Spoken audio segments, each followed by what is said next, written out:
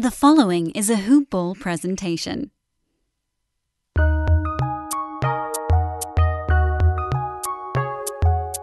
Welcome to the Fantasy NBA Today podcast.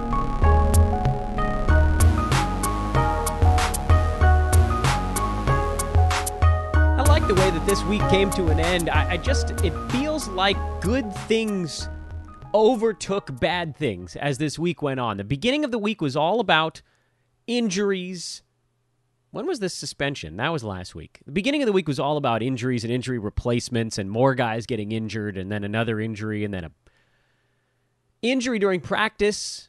And then the end of this week was really all about like these resurgent old guys and dudes that can hit threes and dudes that can rebound. It was a nice upward trend to the week. Capped off by the Pacific Northwest making all the headlines on Thursday night with the Portland Trail Blazers signing Banana Boat, member number 3, Carmelo Anthony, to a non-guaranteed contract to play power forward on a team that has no power forwards. We were all wondering what the hell the Blazers were going to do, because even from the outset this year, I said, boy, I don't know how the Zach Collins, Hassan Whiteside front court is going to work, but they were determined to make that fit without anybody that could actually guard a power forward in the mix. And then Collins got hurt, and then they really didn't have anything. They don't, for good reason, want to play Mario Hezonja, and now they don't have to. We'll talk about that in a moment. It's a big Friday show, where it's our weekend preview edition here on Fantasy NBA Today. That's the show you're listening to. This is a Hoop Ball presentation. Hoop-ball.com is the website. Go check out the Bruise-letter. Hoop-ball.com/newsletter with an N. Go there now. Hoop-ball.com/newsletter. Hoop-ball.com/newsletter. to get your weekly Hoop Ball newsletter straight from the fingertips of the great Aaron Bruski, our founder, our creator here of Hoop Ball. He is writing an article every week that tours all 30 NBA teams. It is 10 pages long. It's the longest newsletter I've ever seen, and it's completely free. And again, all you've got to do to sign up is go to hoop-ball.com/newsletter, and it is yours. I am Dan Besbris, your host here on this Friday edition at Dan Besbris, DanBesbris. Do give me a follow on Twitter, please, if you wouldn't mind. We'll continue our discussions there throughout the day and throughout the weekend.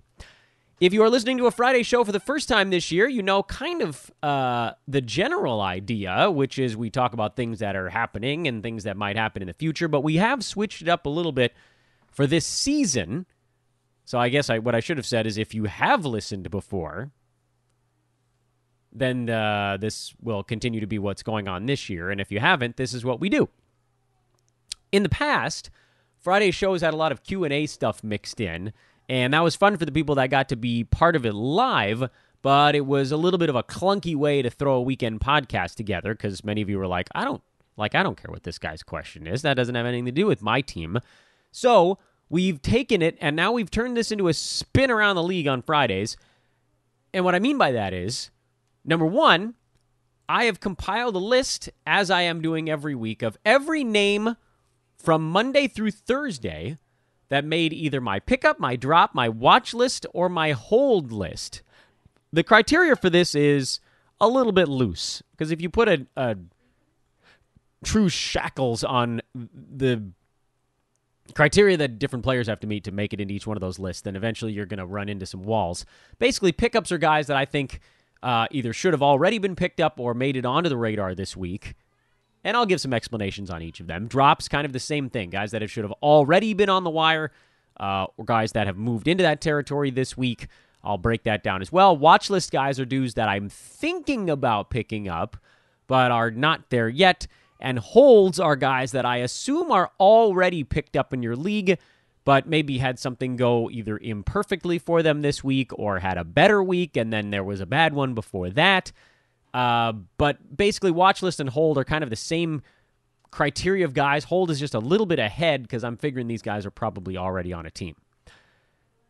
That'll be the second thing we do on today's show. First thing is we're going to look, obviously, at the Thursday results, and then the last thing is going to be through the weekend. We're going to look at what's going on tonight, Friday evening, Saturday, and Sunday. We're going to look at all of the games upcoming, what we're going to be watching for in those games, and that way when we do reverse chronological lightning round on Monday, it ties the thread together oh so perfectly.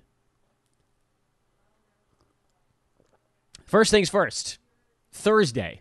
Miami at Cleveland. This game was effectively a blowout until late. The Cavs slowly inched their way back into the ball game in the fourth quarter. Outshot Miami at the free throw line, 21 attempts to 11, and that's the only reason this game wasn't a complete disaster at the end, because Miami was just far more efficient. And this one played out the way that we had kind of envisioned, in that Jimmy Butler was solid, as per usual. 5 defensive stats in this one, so he's hanging in that one. Even the Cleveland broadcaster was like, he hasn't even broken a sweat in this ball game. He really didn't. He didn't play that hard. Played hard enough. Myers Leonard played better than Kelly Olynyk, who picked up some fouls and just was out of sorts, so that's going to be a flip and a flop, which is, I think, a Price is Right game. That eliminates both of them from contention. And then what we had been talking about on the show, which is the logjam. If Tyler Hero, Kendrick Nunn, and Goran Dragic are all healthy at the same time, Nunn has the best upside, and he had a really nice game in this one. Hero is probably the second guy on that list because he's going to get in there and he's going to chuck. And he did that in this one in somewhat limited minutes. And then Dragic is the third guy. He might get you a couple more assists, but his percentages are poor. His turnovers are high.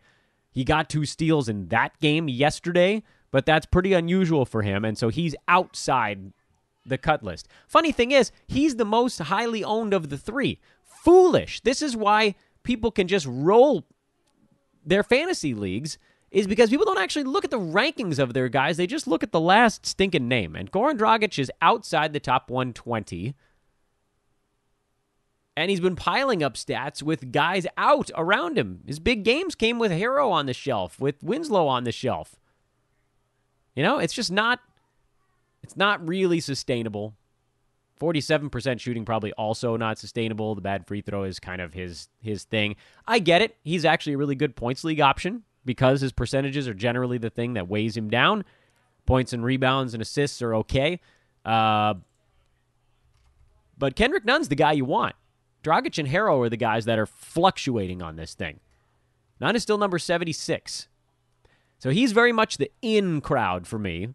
Hero is on the bubble, and Dragic is basically outside. And those two guys, I think, will flip-flop when everybody's healthy at the same time. And when Justice Winslow comes back, that probably puts a dent into Duncan Robinson, but it's also going to put a dent into everybody. For the Cavaliers, Larry Nance was actually having a really nice ball game with Tristan Thompson in early foul trouble, and then he jammed his thumb again, and it looked like he hurt the hell out of himself. He had 3 steals, 14 and 8. This was like vintage Larry Nance. Points, boards, field goal percent, and steals, and then he hurt himself. So hopefully he'll be okay. We've been preaching the hold on Larry Nance, and he's starting, at least prior to this one where he dinged himself, he was actually starting to wake up a little bit. He's number 109, guys. Might have seemed like he's having a horrible season, but he's actually been much better than that because he does those simple things and doesn't hurt you anywhere. So I think you're still holding on. He's been starting to play better. Jordan Clarkson had a bad one, and he's always going to be sort of right on the edge of someone that should be owned in your fantasy league. I'm probably holding him, but if something really interesting pops up, then you make the quick flip. Paul George made his return to the lineup for the Clippers, and he was outstanding in 24 minutes, but always fade a team getting a superstar back because it just ruins communication. Paul George was incredible. I would have sat him in his first game back if I had him in any places, and that would have been the wrong decision. 33, 9, and 4. Great shooting, great free throw numbers. No defensive stats for him. That'll obviously level off over time. But that's pretty good.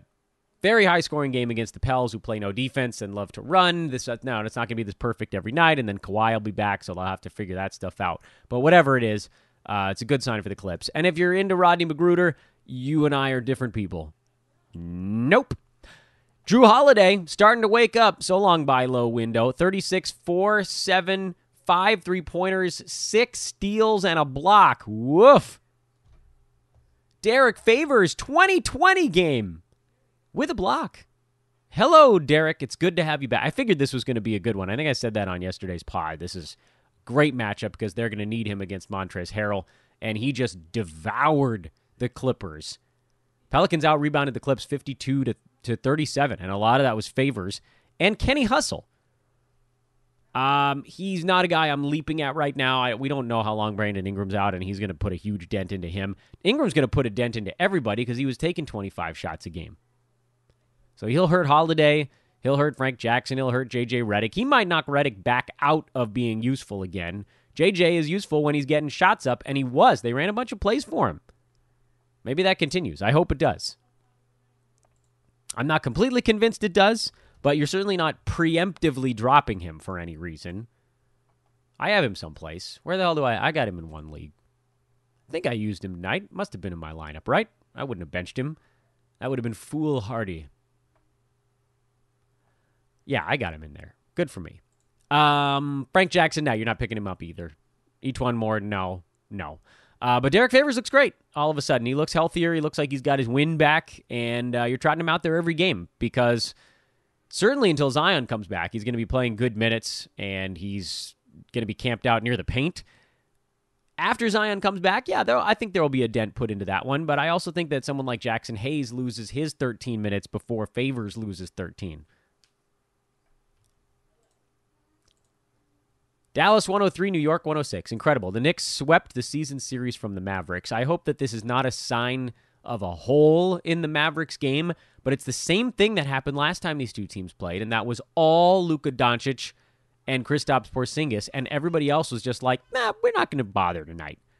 And I don't know if that was by design for the Knicks. They said, we're going to let the big guys try to beat us by themselves. But whatever it was, it worked again. Marcus Morris had an inefficient 20, but he did hit 5 threes and had a steal and a block, so you're not going to argue with it. Mitchell Robinson came back from his concussion, had 16 and 8 with a block, and fouled out in 22 minutes. Dennis Smith Jr. outplayed Frank Ntilikina, and that's going to be a disaster, and it'll be even worse if Elfrid Payton ever comes back.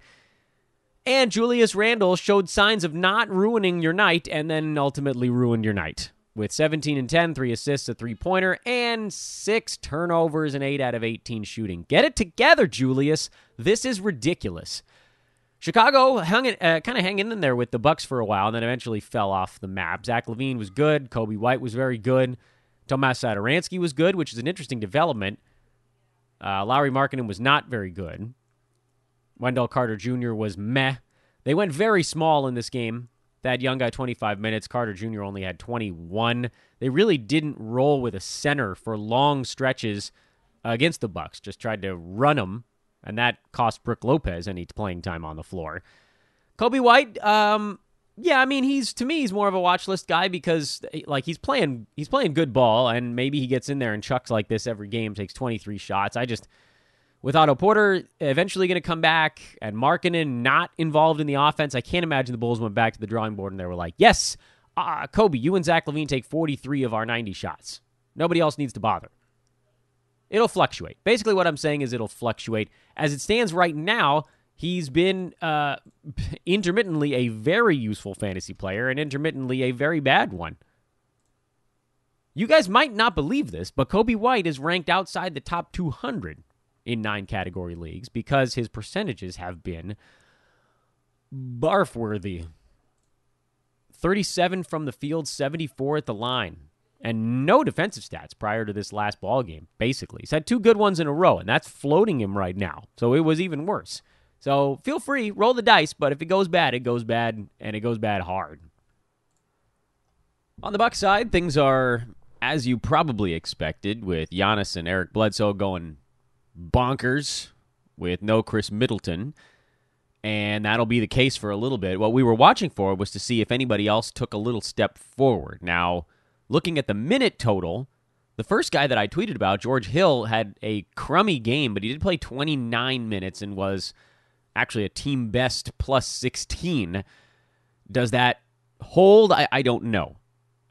He was the guy I thought would do more, but as it turned out, he just played more and didn't actually do any more. Wesley Matthews got a bunch of free throws in this game, which was sort of a weird twist on the huge, but he only played 27 minutes, so it didn't seem like that number changed a bunch. And then other people were asking about Sterling Brown, and I said, That was a wait-and-see guy, and we waited and we did not see.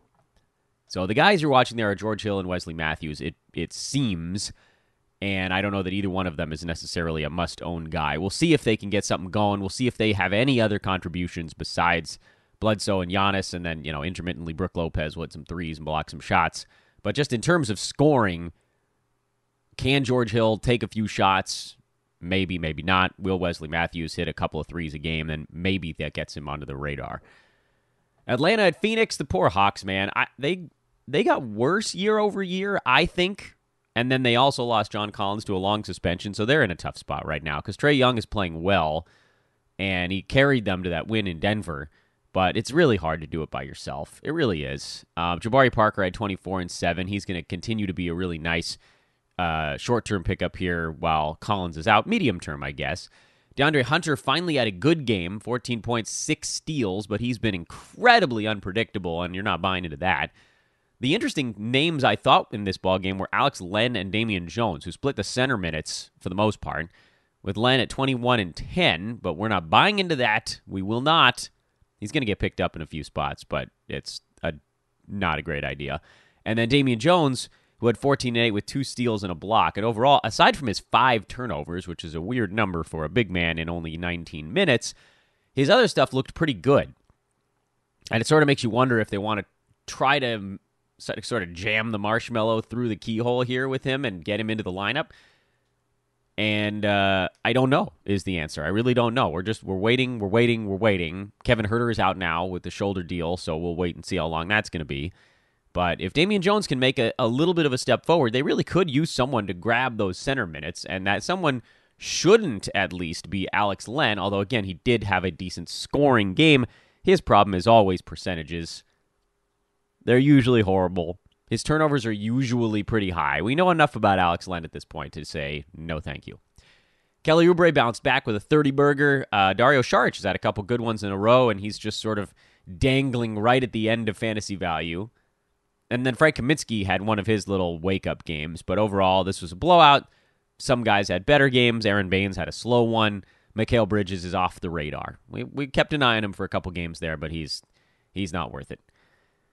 Brooklyn lost in Denver. They were able to hang in there until the end in this thing. And for the Nuggets, it's sort of another slow, plodding, a little bit lucky win. Both teams only had 7 turnovers in this game, and it still went to 194 points. That's crazy low. Taurean Prince was fine. He didn't shoot the ball well. Spencer Dinwiddie was okay. He also didn't shoot the ball well. DeAndre Jordan had 11 rebounds and nothing else. Jarrett Allen played much better in this ball game, but they keep alternating. And then Kyrie Irving was fine, but not great. And as expected, he's not the number one guy in fantasy anymore. Guy that I'm surprised about, I thought Joe Harris would do more. But again, you play Denver Nuggets, it's going to be a half-court game. They're going to try to take it to a slower tempo. And it's not a great team to throw guys into lineups against. It didn't change much of what I was feeling on the Brooklyn side. I still don't like Dinwiddie's percentages. I feel like Taurean Prince is above the cut line. The centers are pissing me off. Jarrett Allen is the one of the two I'd rather have, but I don't really want either of them. And then Joe Harris is the one that's been generally above the cut line as well with Prince that had a slow ball game here. So nothing really changed for me on that Brooklyn side. And for Denver, it's the usual story. It was nice to see Gary Harris finally do something with the minutes he had in a ball game for basically the first time all year. You guys know I love my 9-cat sort of boring guys, but Gary Harris had been sitting like around 160 while just playing 32 minutes and doing nothing every game.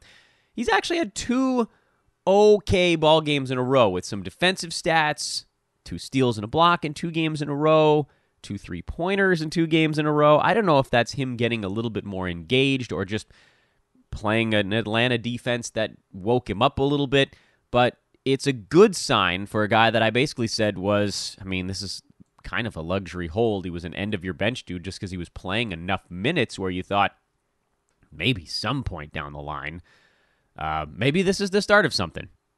And maybe it'll just be all 5 starters for the Nuggets going forward. Jamal Murray was terrible, by the way. You guys know I'm not a big Jamal Murray guy.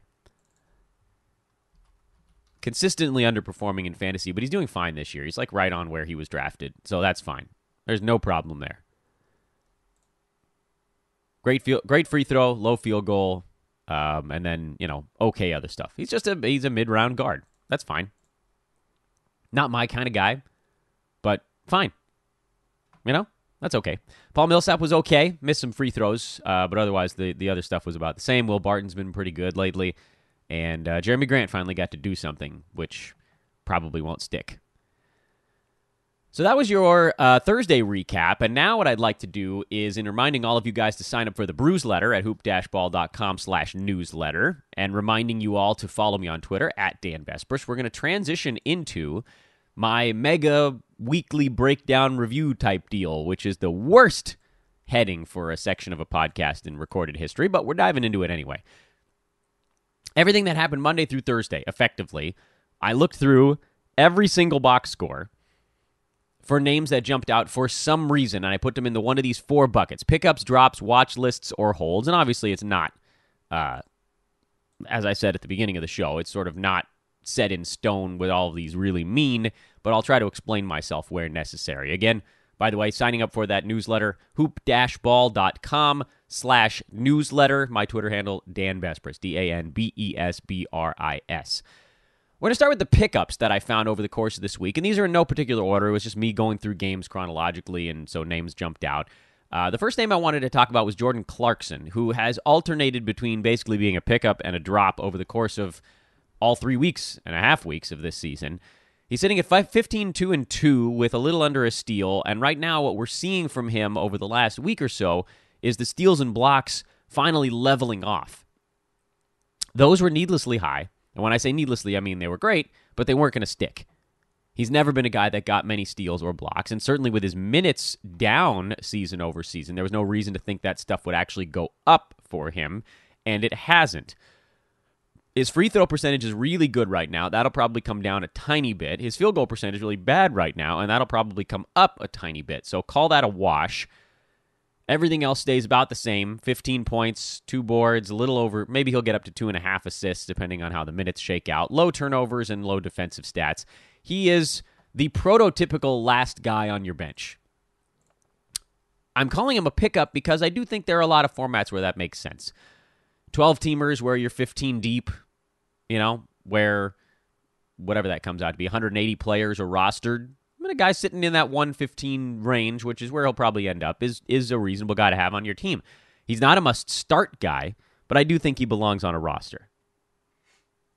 Wesley Matthews, who we talked about just a moment ago, I do think that he has 3 weeks here with Chris Middleton out of rosterable top 100 value. It's not super exciting, and then somebody else could easily come along that has upside that sort of blows him out of your roster space.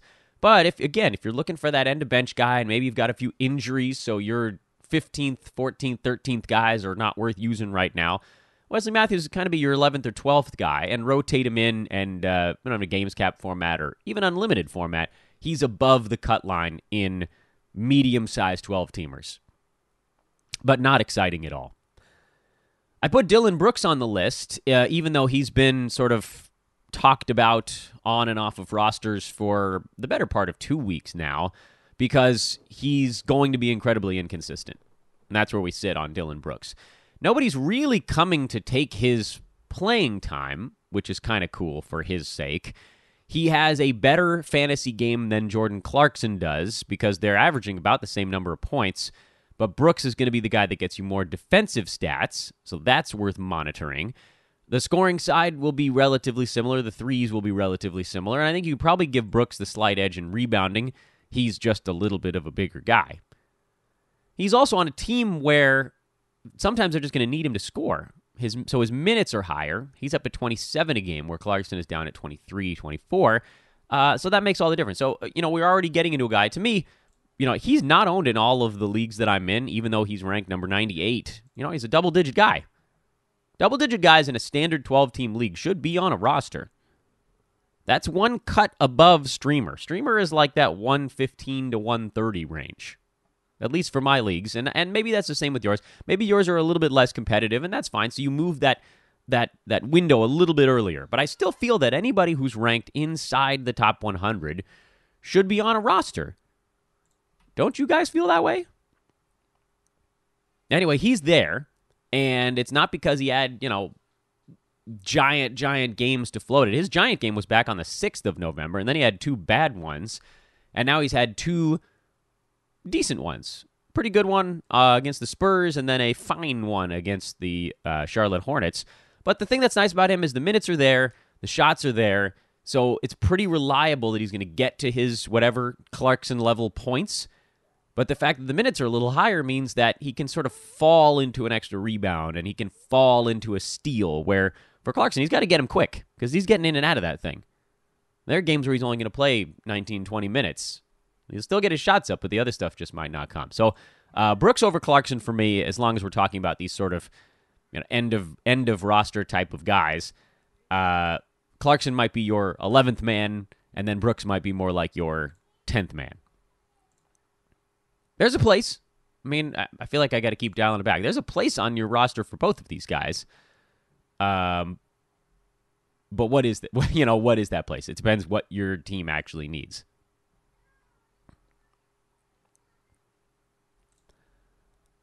Moving right along to the next name on the pickup list. I know this one's going to get long on you. As Terrence Ross, who minutes have ramped up hard since he came back from his knee situation. He looked good in his last ball game.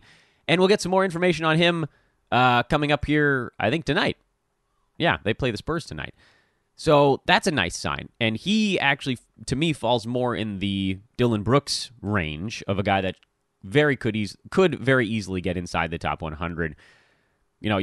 You're going to have to block out those first few games of the year. He was shooting the ball horribly. He wasn't healthy. But if he can keep going the way he has the last couple of games with threes and steals, he becomes sort of a 2-category specialist like last year, which is enough to get you inside the top 100 because he's not going to turn the ball over. He's going to shoot the free throw nicely. The only problem with him is he doesn't rebound. It's 2 or 3 a game. That's more in that Clarkson range. And he doesn't pass. 1 assist per game. I don't think that's moving very much. So, again, you're talking about a Dillon Brooks range guy, sort of the 95 to 100 zone, 95 to 105. But, again, that guy deserves a spot on a team. I wanted to throw Isaiah Thomas back on the list, not because he wasn't owned in your league, because we've been yelling about having him on a roster for basically since the first game he played. He's only 54% owned right now, and it's probably because he had a couple of games as a starter where he didn't look that comfortable playing with the unit that matters. But he's come back now in the last 2 to play very heavy minutes, and that's all I care about, because we know he's not going to get iced out when he's actually on the floor playing minutes. 29 and 33 minutes in his last 2 ball games. Those are his 2 highest marks of the season, and they've come in back-to-back days. So he set a personal best on the 8th, and then after they didn't play for almost a week, he set another personal best 2 days ago against his former team, so that may have had a little bit of a factor in it.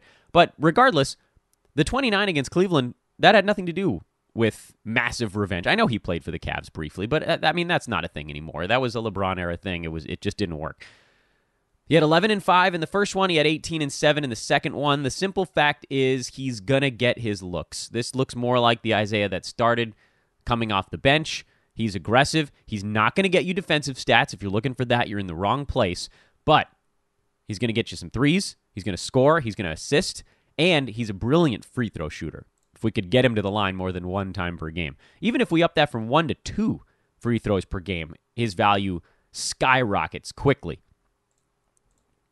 So there's obviously downsides with IT. He could hurt you in a big way in field goal percent. Although so far this year, he looks more like the old field goal percent number.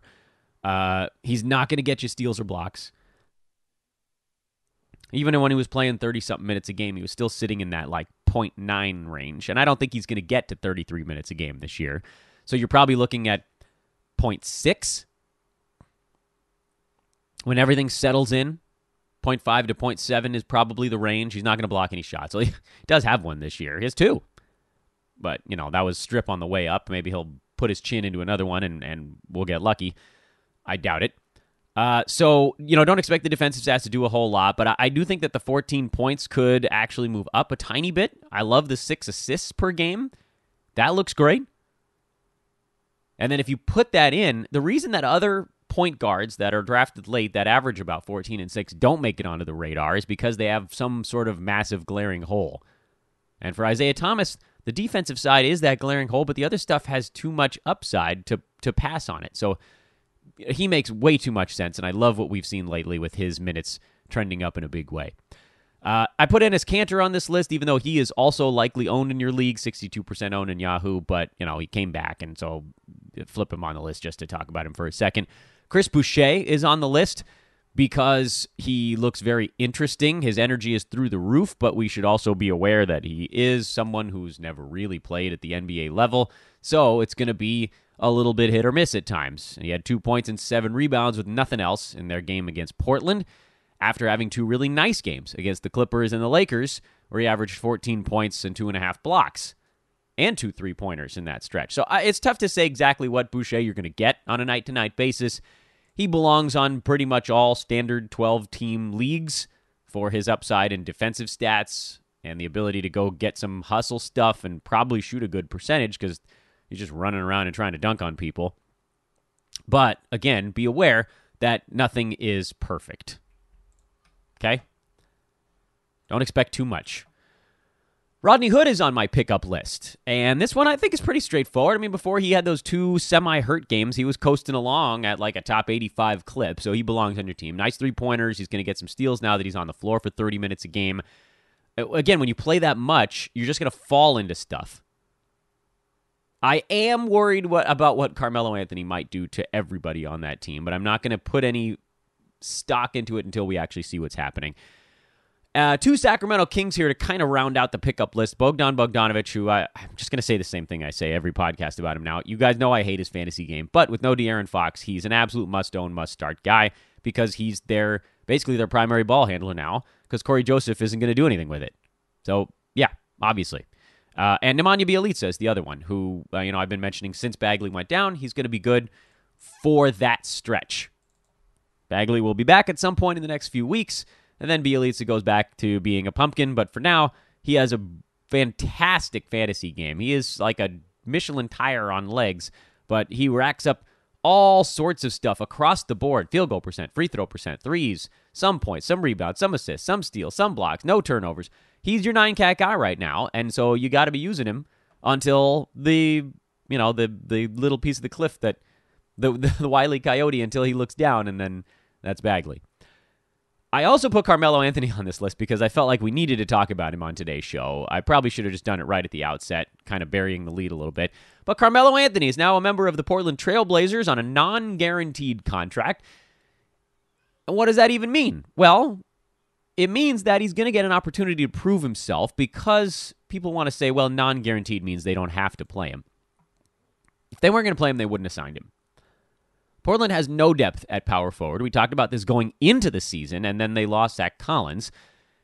And so now they have Carmelo Anthony.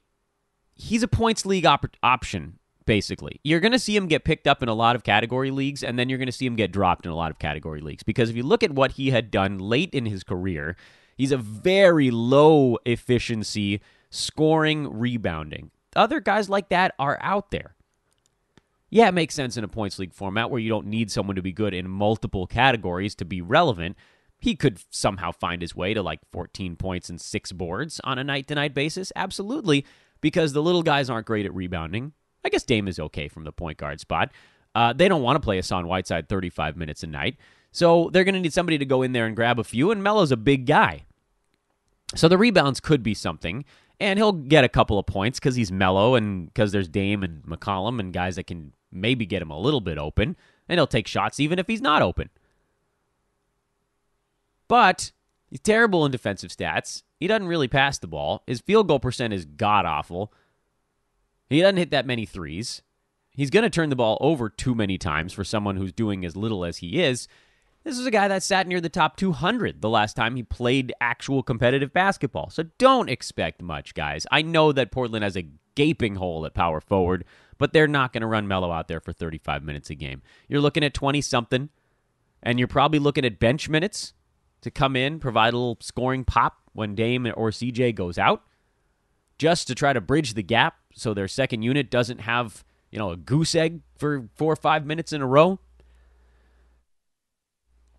he's a guy that can sort of get his own shot. He can get into the post and go take a bucket if things totally break down. So the expectations have to be very low for MELO. If he exceeds them, fantastic. I did pick him up in a points league just to see what would happen, but elsewhere, I'm really not excited about it at all. And those are the pickups. I think we can move through the drops, the watch list, and the hold guys a little bit quicker, and let's get started on him. Goran Dragic is a drop for me, and I know that a lot of people are going to disagree with that one because he's sitting sort of just outside that streamer range at top 125, but the Heat have been banged up. His numbers are being floated by the fact that Tyler Herro has been out for a couple of games, and then before that, Justice Winslow missed some time, and basically all three of the guys I've talked about as the logjam guys in Miami have really not been on the floor at the same time very often, and when they are, they kind of alternate who's successful, Dragic and Herro in particular. So I'm not going to deal with it. I think Maxi Kleba is a drop. He has a nice potential fantasy game, and he had a few decent ones in a row. But boy, when it turns ugly fast. 0 points, 4 boards against the Knicks in that last one. No threes, no defensive stats. You just need a guy that's going to be on the floor and doing stuff when he's out there. And there's no guarantee of either of those. But he's not that far away. Okay, so he's a drop right now, but you can sort of drop him onto the watch list. Frank Ntilikina's a drop because the Knicks are starting to get their point guards back. Dennis Smith Jr. is back. Elfrid Payton's probably not that far away. That's going to create a logjam. I already talked about Spencer Dinwiddie earlier in the show. I don't like his percentages. Even with Karis LeVert out, I'm just not into Dinwiddie's stuff. He's number 171. That's not worth putting on your team. Jay Crowder's a drop. He's out there plenty of time to do stuff, but he's just not going to. He's number 124, and some of his stuff feels like it's probably not going to maintain the high rebounds, the 1.7 combined defensive stats. His percentages are horrible, so he's hurting you there. There's a universe where maybe he decides to do a little bit more, but on this team, he's the just play a ton of minutes and keep the young kids from going nuts. Drop. Markelle Fultz, drop. Please stop trying to convince me he's going to suddenly play 30 minutes. He's getting outplayed by DJ Augustine every other game. Troy Brown Jr. on Washington. His game doesn't translate to fantasy. He's a good ball player. He helps them when he's on the floor, but his minutes are inconsistent and his usage is non-existent. Eric Gordon was probably a drop before he got hurt, but now that he's out for 6 weeks, he's a drop. Derek White is a drop for me. I'm just staring at this team and wondering when they're going to make that switch. When they do, be ready. He goes quickly from drop to pickup. This is one of the ones where you're like, well, maybe I could just stuff him at the end of my bench, but it could be 3 months. You could miss 10 great pickups by just waiting and waiting and waiting, so I'm bailing out early, as I did last week. All the other Warriors besides Draymond Green and D'Angelo Russell, this is what I've been saying for a week and a half. I don't trust these guys. I said Eric Pascal was probably okay while Draymond was out, and then Dre came back, and then it was Burks for 2 days, and then it was Glenn Robinson.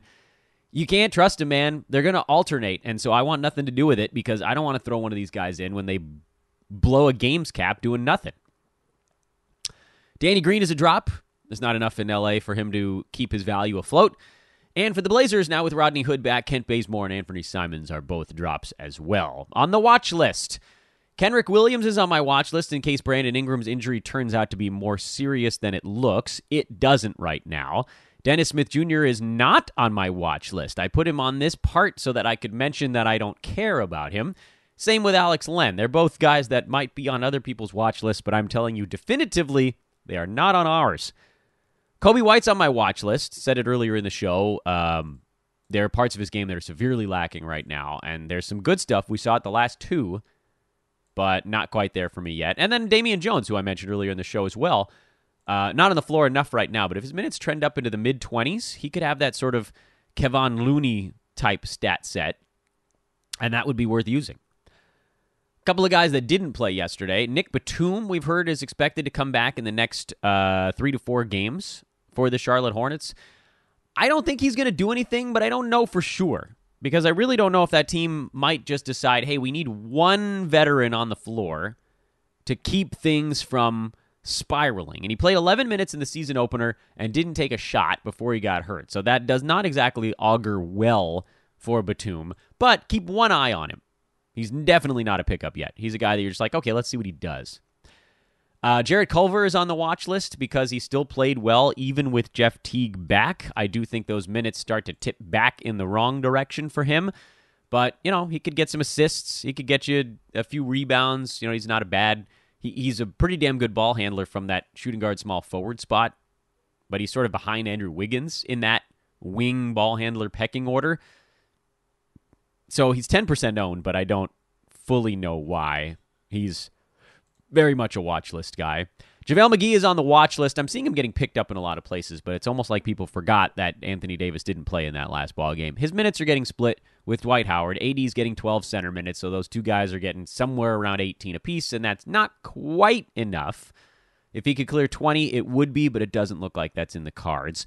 Norman Powell is on my watch list. I picked him up and dropped him right after the injuries. It just doesn't look like his stat set is going to support ownership long term, at least while we wait on Lowry, who expected to be back sooner than I thought the number would be. And then Rondae Hollis-Jefferson, who's actually kind of the more interesting of those guys. He looks locked in with Toronto after kind of getting called out going into the season for being a little out of shape and not focused on defense. And he looks really good. He could actually jump Chris Boucher in the pecking order here to take over for Serge Ibaka.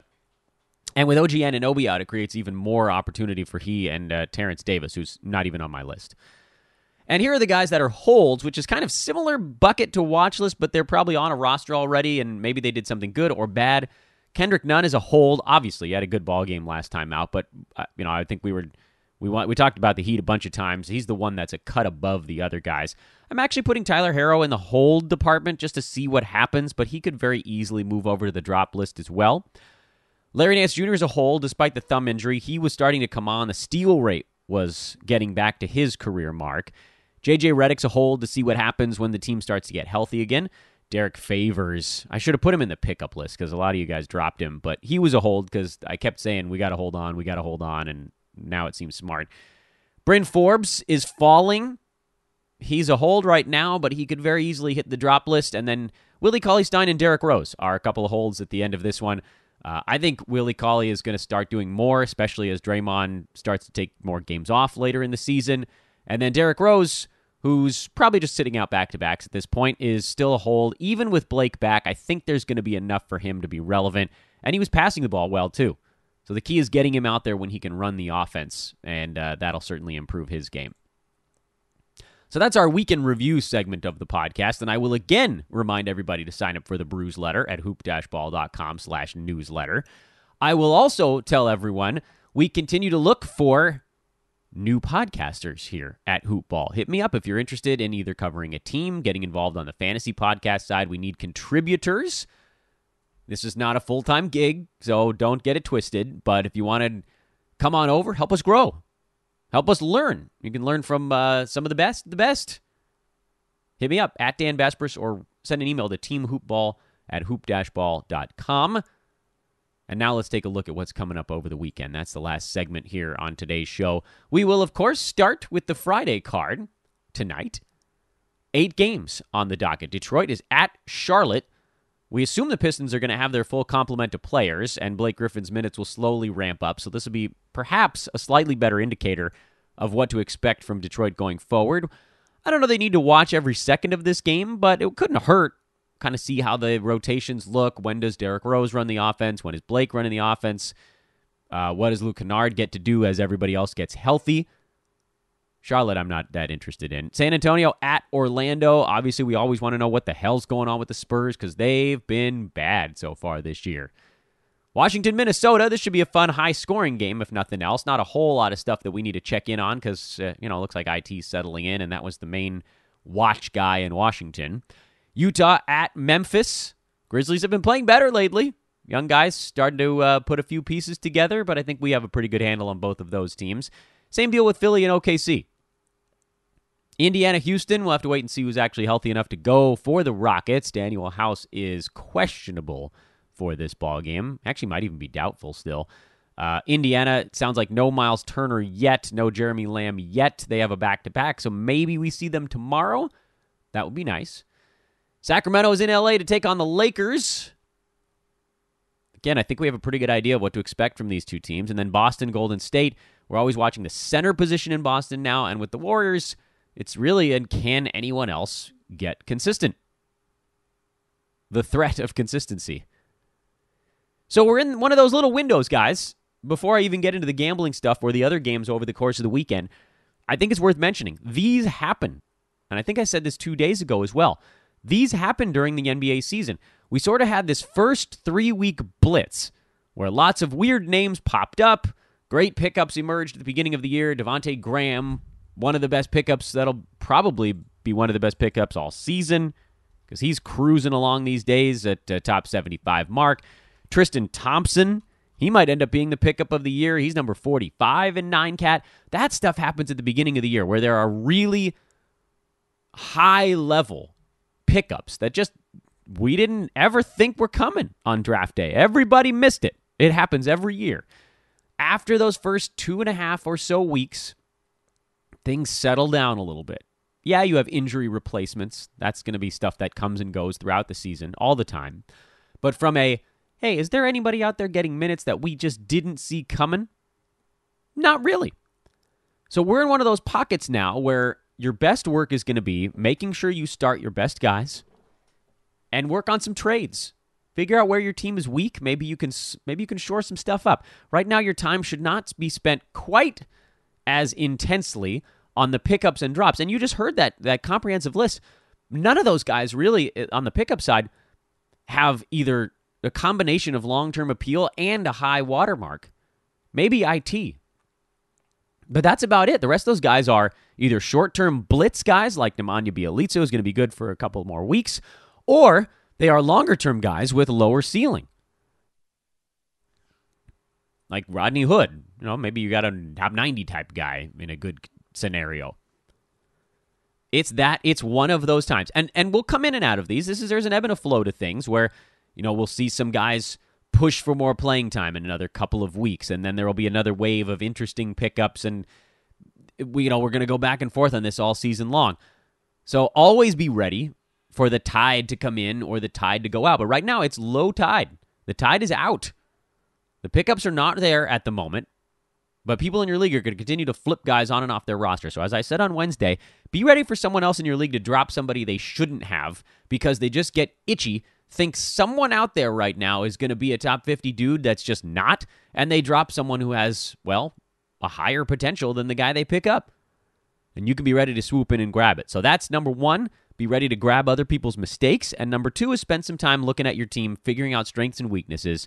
I would advise setting up a sheet that tracks the average output of your team, because on a day-to-day basis, you may have more or less games played than your opponent, or in Roto, all of your opponents. So track averages, figure out where you can make jumps, where you have some extra stuff to give up, and figure out what the ROI is there before crafting some trades.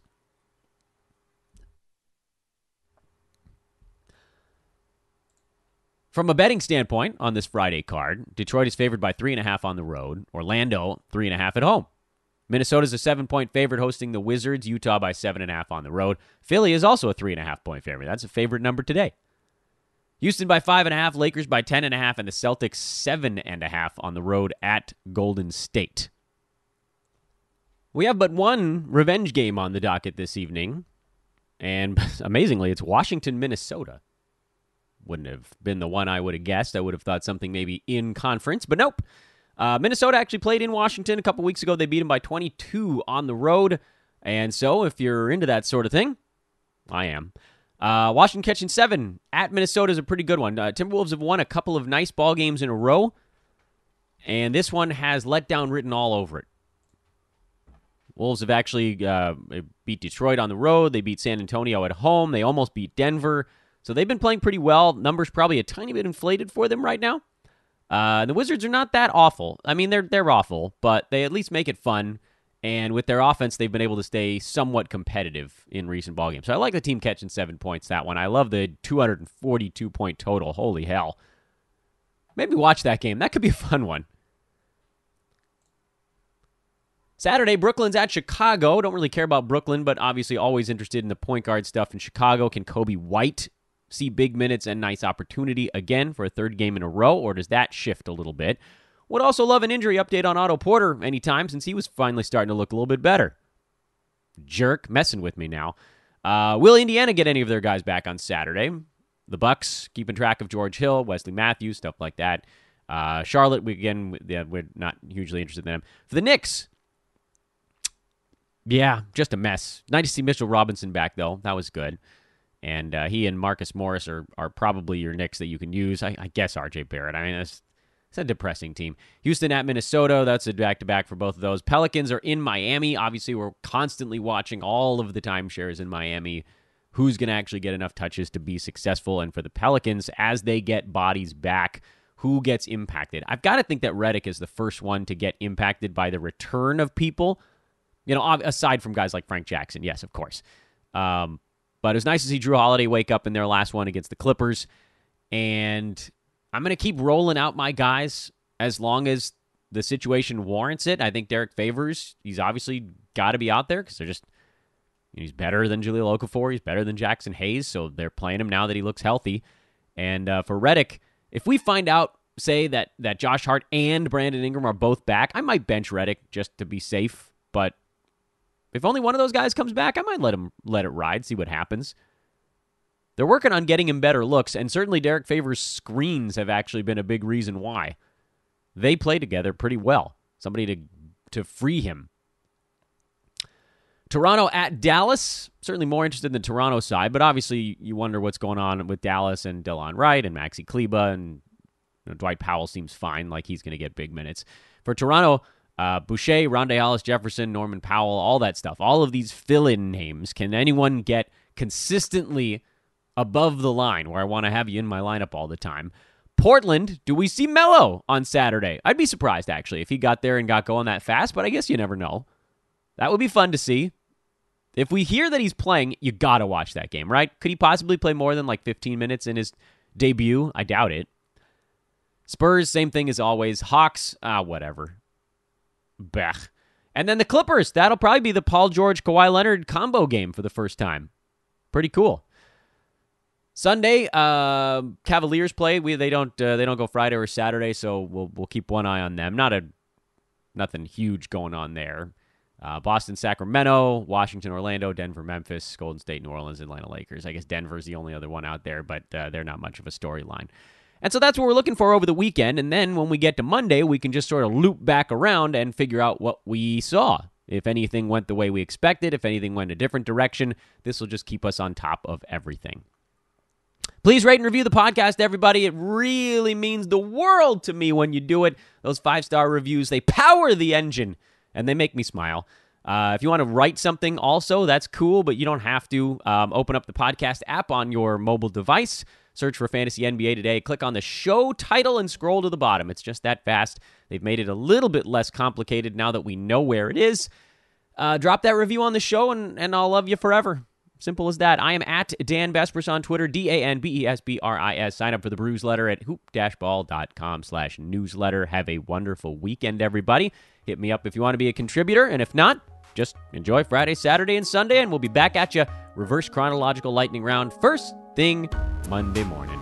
So long.